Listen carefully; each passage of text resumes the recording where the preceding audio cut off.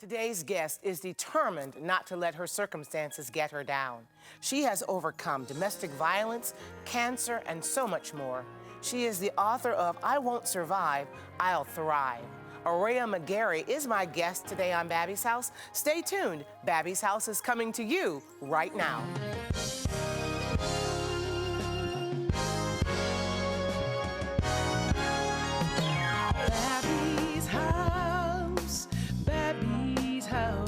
Every day is filled with possibility. At Babbie's house,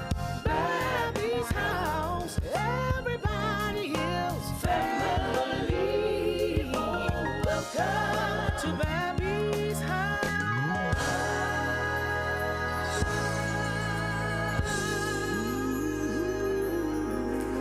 Hello, what's up, everybody? I'm Babbie Mason, and welcome. Welcome to Babbie's House. I'm so excited about today's guest. She has got a powerful story. You talk about an overcomer. She is not letting her circumstances set her back, not one moment. The name of her book is called I'll Not Survive, I'll Thrive. Her name is Aurea McGarry, and she is my guest today on Babbie's House. Look forward to a great and exciting overcoming conversation with Aurea McGarry. I'm going to kick the show off with a very familiar song. I believe you know it. You can join in with me and worship Jesus right wherever you are. It's called Lord, You Are Good, and Your Mercy Endures Forever.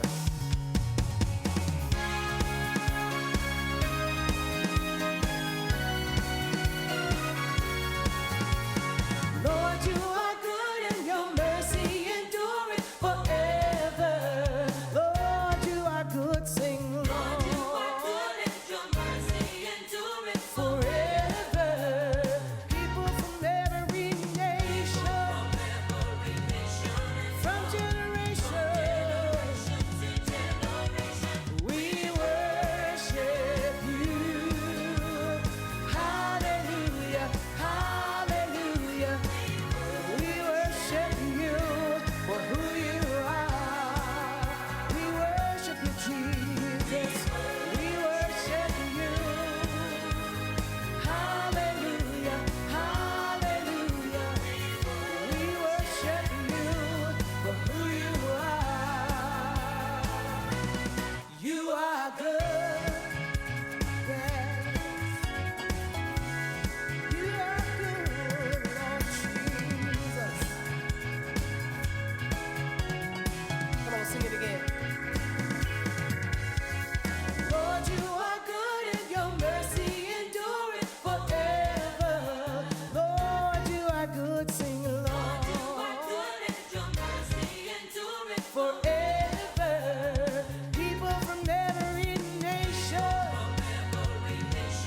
from generation to generation, we worship you. Hallelujah, hallelujah. We worship you for who you are. We worship you, Jesus. We worship you. Hallelujah, hallelujah. We worship you for who you are. All right, repeat after me now. We'll sing my God is good. My God is good. My God is good. Yeah. My God is good. My God is good. My God is Here we go. You are good. Yes, you are. Yes, you are. Yes, you are. So good, yeah.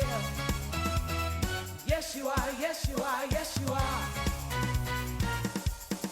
You are good all the time and all the time. You are good. You are good all the time and all the time.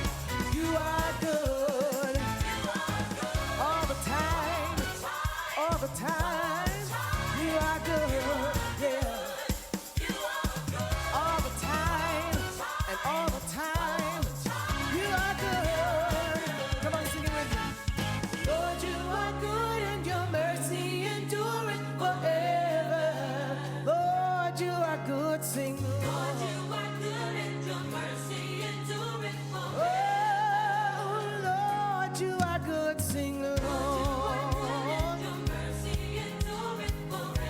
Yes, Lord, you are good, sing, Lord. Oh, people from every nation, from generation, yes, we worship you. Hallelujah, hallelujah, we worship you for who you are. We worship you.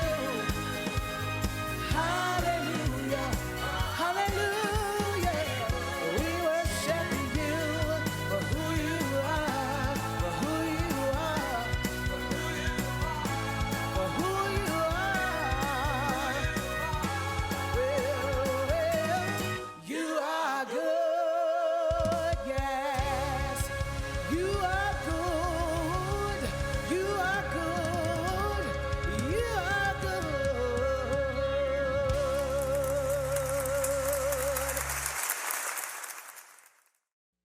Welcome back to Babbie's House. I'm excited to introduce Aurea McGarry. She is the author of I Won't Survive, I'll Thrive. Listen to the cover. It says, How I Overcame Domestic Violence, Cancer, and Much More by Aurea McGarry. Aurea, welcome to Babbie's House. So happy to have you on the show. Thank you, Babbie. It's a pleasure to be here. What a pleasure to have you. You know, I love overcoming stories because I believe as long as there is life and breath, there is hope. Amen. There is never a reason to give up hope. That's right. And your story is indicative of that.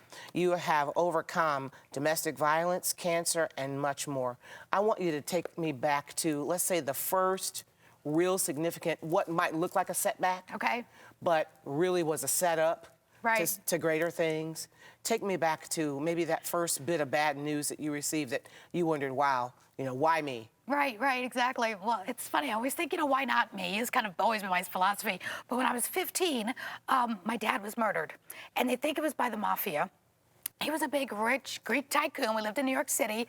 I had everything I ever wanted, silver spoon in my mouth, and private schools and the best of everything. And then it all came crashing down that one day when he was murdered. And from that moment on, I learned how to be a thriver. I don't like to say survivor because we can thrive through life no matter what happens. And that was the first taste of, life's not all Camelot. And I'm glad things happened the way they did because I love thriving and I love giving people hope. And the more things that have happened to me along the way, the more I can look back and give people hope that don't sit there with excuses because I'm nobody special. God's no respecter of person. So if I can make it through this tough time, you can too. You can get through whatever it is you're going through. It's not always easy and we don't always like it. A lot of the time we hate it. But there is a silver lining if we look for it.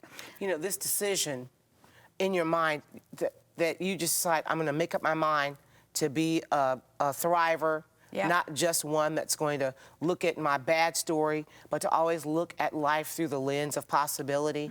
Has that always come naturally for you, or did you just decide one day, look, this is my decision and this is how I'm going to live my life? Yeah, exactly. I know for a fact, God just gave me an extra dose of Pollyanna sunglasses on.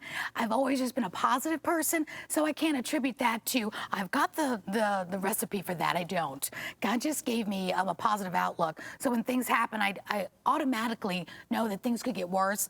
I automatically think, why not me? I don't want it to happen to somebody else, so I'd rather it happen to me because I'll get through it, and I don't mind. So I love just giving people hope like that. So I know my positive outlook is definitely inherited from God. And I do believe people can improve on theirs, though. If you tend to be more of a pessimist or tend to look at more of the worst outcome, I believe you can improve that. Pray to God that he helps you have a more positive outlook if you don't naturally have one. So it's nothing that I have to pray for. I pray for a lot of other things, trust me. But positive, I've got that one covered because I love people and I love life and I love the Lord. And I just know God gave us this life that's worth living. And it's not all rosy, but you can turn things rosy. Yes. Because if you're going through something bad, how fun to turn around and help others. Yes. So when things are bad, let me help somebody else get through this. Let's go through it together. Yes. It's because we're a team in this world. That's right. That's Noah's Ark, 2 by 2. Your name is Aurea.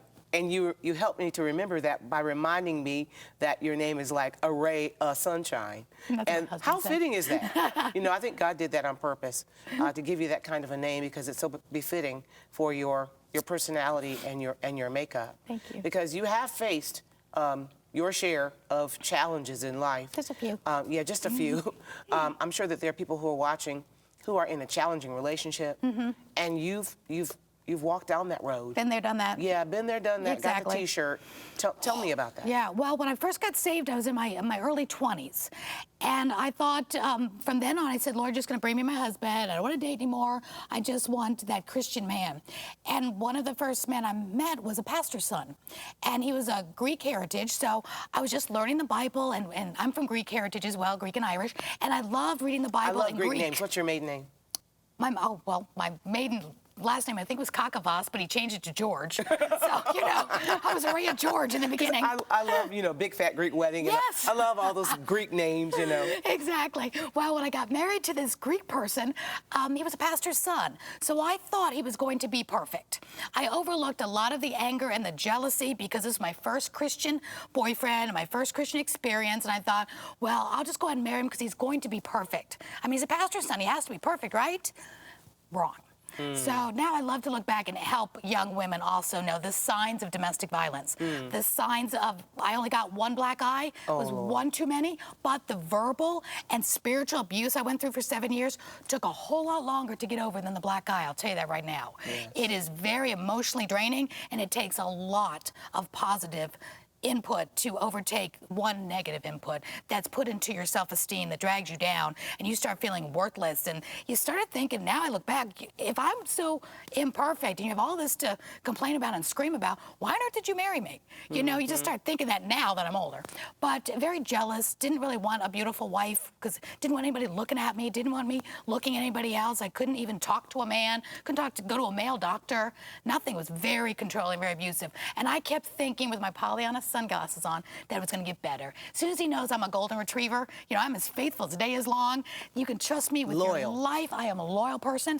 But he never got that memo, no matter what I did, that it was just never going to happen for him, and he was never going to be happy. So how did you decide, okay, enough is enough?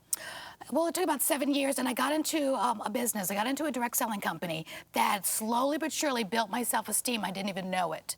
So I love the fact to help women do things they love to do, because in the mix of doing things you love to do and making money and building your self-esteem, you get to have choices. So my self-esteem was being built. I won a company car, ended up using that as a getaway car, because a lot of us are stranded in bad situations because we have no way out. We don't have money in the bank, or we don't have a car to get away with, and we don't have all the right tools we need. We just can't get up and leave when we have kids. I only have one daughter, but that's enough to say it's not something you take lightly and just walk out the door.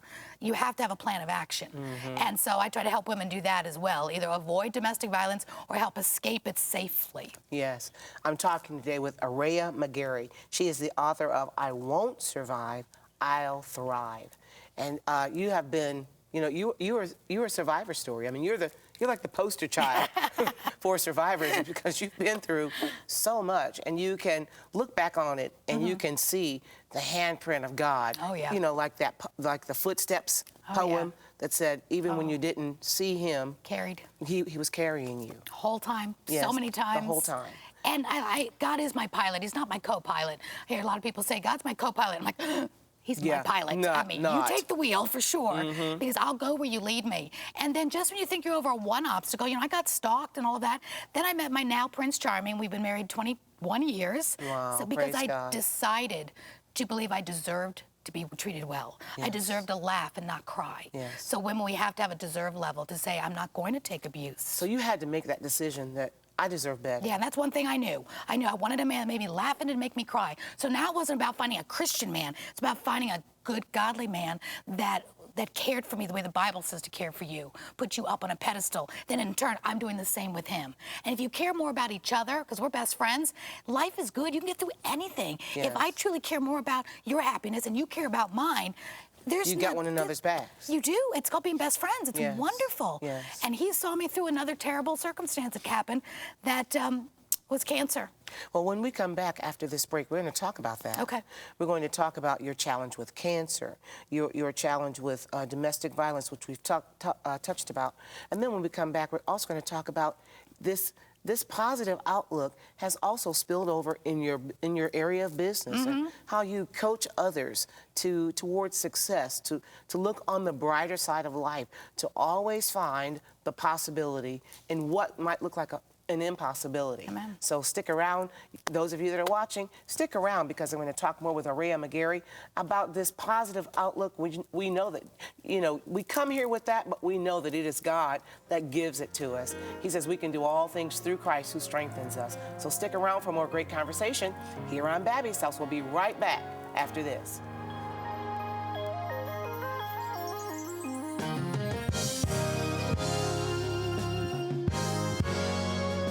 Welcome back, everybody. I'm talking with Aurea McGarry. She is the author of I Won't Survive, I'll Thrive. And isn't that just a great, encouraging title? Just reminding us that God has so much in store for you. He is not even through with you. Your best and brightest days are still out in front of you.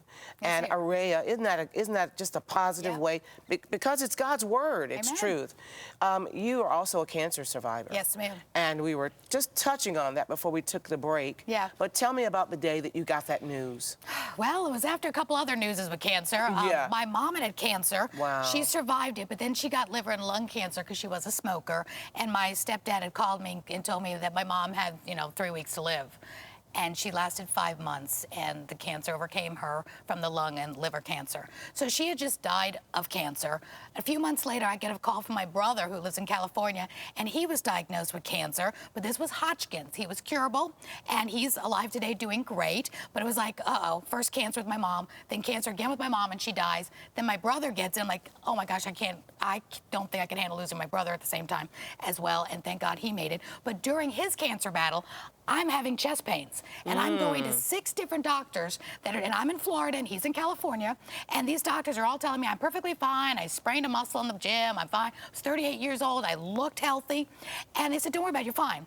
Finally, my husband now, my keeper husband, he said, there is something wrong. You're not being able to breathe. Let's go to one more doctor. Took me to that doctor, and they found the cancer. They said, you have cancer in your chest, but we need to do surgery and open you up and find out exactly what it is. So I went into surgery, and they ended up taking out half of both my lungs, my thymus gland where it started, the lining around my heart, disconnected half my diaphragm, and took out the left nerve to my vocal cord, and told me I'd never speak again above a whisper. It'd be impossible. Before we go further with this story, I know you have this positive attitude. We know that we can do all things through Amen. Christ who strengthens us, but we have to walk that thing out day by day. Aurea, was there ever this moment, your mother's passed away of cancer. Right. Your brother's been recently diagnosed with cancer. Yes. You get the diagnosis that you have got the big C. Right. As you walk this out Right. day by day, what's going on in the real world? The hardest part was my mother by far, because it didn't bother me so much when I got the big C cancer diagnosis, because again, it's me, it's okay, you and me, God, we can do this. But when my stepdad told me about my mom, that was where I was talking to God, saying, okay, Lord, this is about more than I can handle. Losing my mom was my best friend in the whole world. She was a perfect mom. She was my best friend, and losing her was devastating, absolutely devastating. It's still to this day. It's not that it gets easier. You get used to feeling the pain. You get used to the pain. But every day of my life, I miss my mom. So that was the hardest part. I'm glad my brother was okay. He was strong and he was fine. So he's still in my life. So praise God Hallelujah. for that. But losing my mom was definitely the worst day of my life by far, by any means of stretch of imagination. That was Yes. the worst news. Because when I got it, I really did wake up from surgery that day, and I had tubes coming out of my throat and my stomach, and the doctor looked down at me and told me everything he removed. He said, we have good news and bad news. The bad news was we had to do all of that. Good news is you're curable and you're going to be fine. And so at that moment when I couldn't even speak, I remember thinking to the Lord, and I said, okay, Lord, you're either going to heal my voice, because I was a motivational speaker at the time. I taught and use my voice to teach and make money. And I said, you're going to either give me my voice back, and you don't need my vocal cord nerve to do that, or you're going to show me how to live my life without a voice. Either way, you get the glory. Let's move on. People have it worse. So I really do have that attitude that it's okay, it's me. Amen. Other people have it worse. That overcome attitude was still with you. Praise I'd rather God. it me than a child. You know, I mean, being a parent with a child that's sick is so much worse. Yes. So it's okay, Lord, I'd rather it be me. We can do this. Because whatever happens, it's going to be okay. Because I'm going to live my purpose, whether it's 50 years or whether it's 38 years and today's my last day. You know, nobody wants to die. But at that moment, I had no regrets. And I, of course, didn't want to leave my daughter, my husband, the life. But I didn't think that. There was something inside me that God just poured into me that said, you're going to be okay. Yeah. This is your beginning, not my end. So my whole life started in 1999 when that happened, and I've never looked back. From there, I mean, winning an Emmy for a TV show, that wasn't even in my psyche at the time. With one vocal cord. Yeah, without the nerve to it. I shouldn't be talking. So I love giving women hope. Don't worry about your diagnosis, because the purpose is so much greater than whatever you're being diagnosed with right now. Amen. Whatever it is. Because with God, you say, hey, God, show me. What do you want to do with this? You know, Let's do it. I can imagine that there are people who are watching today. Maybe you are living with cancer, or maybe you have been recently diagnosed with cancer. And we have heard, that cancer is the big C. But we know that when we walk with Jesus, Christ is the big C, and cancer is the little c. Yeah. And so you can do all things through Christ who strengthens you. You're not going under, you're going over. God has a plan to prosper you, not to harm you, a plan to give you a hope and a future. There is always hope with Jesus. Never throw in the towel, never give up, never give out, never give in. With Christ, you can do all things, and all things are possible to them that believe. And Aurea, you just have that. You just have that good dose of possibility, and it has spilled over into your work. You coach people, you're a motivational speaker. Tell us about some of the things that you do. Well, I especially love women. One thing that happened from all of this is I did start the television show, and I was determined to use my voice for good news, because there's enough bad news in this world, and I still believe there's more good people in this world doing great things than bad people shooting people up. They just don't get the media. They're not on the news. I mean, a little snippet at the end of a news clip of a Good Samaritan. Come on, the whole news should be about Good Samaritans, because there's so many more good people. So I dedicated my voice to good news. And from that, won an Emmy for it, for having the special showing good people doing great things. And from there, I started a live event called Live Your Legacy Summit, where I teach especially women entrepreneurs how to be very successful. And then if you have extra money, you can give back. It's really hard to give back to charities and help your community if you're struggling. So I want women especially to be very successful. We are a different breed. We have to wear a lot of hats. We don't just get the luxury of going to work and coming home. We do a million other things that people count on us. And our family matters, and we have a big heart. We want to say yes to everybody, but we still need to make a good living so we can help everybody. That's good. So we do that with the events. So how can we get more information about what you do? They can go to my website, which is AureaMcGarry.com. Very good. And everything from my coaching to my summits to any kind, if they want to follow me on social media, I just love to encourage people and help people, especially women. Well, we're so glad you came this way to encourage us, Aurea. Thank you. Out of this world. Thank God for you, and thank God for your story. Thank you. Thanks for coming back. You're welcome to come back anytime. Love to, thank you. And we would love to have you come back to Babbie's house anytime to hear more great stories like Aurea McGarry's story. Again, her name of her book is called I Won't Survive, I'll Thrive by Aurea McGarry. Listen, God is on your side. And the Bible says in Jeremiah 29:11, for I know the plans I have for you, declares the Lord. Plans to prosper you and not to harm you. Plans to give you a hope and a future. He says, call on me and I'll answer you, and I'll show you great and mighty things that you don't even know. Well, thanks for tuning in to Babbie's house. Join us again when we get together. Bye-bye for now.